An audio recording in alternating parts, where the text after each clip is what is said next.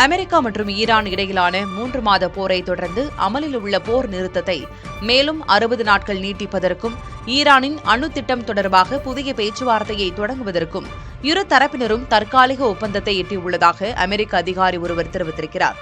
இந்த ஒப்பந்தத்தை ஈரான் இதுவரை அதிகாரப்பூர்வமாக உறுதிப்படுத்தவில்லை. அமெரிக்க துணை அதிபர் JD வான்ஸ் தற்காலிக உடன்பாடு எட்டப்பட்டிருப்பதை உறுதி செய்தாலும் அதற்கு அதிபர் டொனால்டு டிரம்ப் இறுதி ஒப்புதல் வழங்குவாரா என்பது இன்னும் தெளிவாகவில்லை என்று கூறினார்.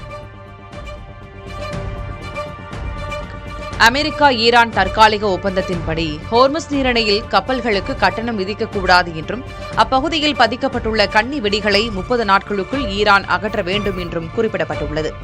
இதற்கு பதிலாக ஈரான் துறைமுகங்கள் மீதான கடற்படை முற்றுகையை அமெரிக்கா படிப்படியாக தளர்த்துவதுடன் சில பொருளாதார தடைகளையும் குறைக்க ஒப்புக்கொண்டுள்ளதாக தகவல் வெளியாகியுள்ளது. இருப்பினும் ஈரானின் அதிக செறிவூட்டப்பட்ட யுரேனியம் கையிருப்பு மற்றும் அணு செறிவூட்டல் நடவடிக்கைகள் தொடர்பான முக்கிய விவகாரங்கள் இன்னும் தீர்க்கப்படவில்லை.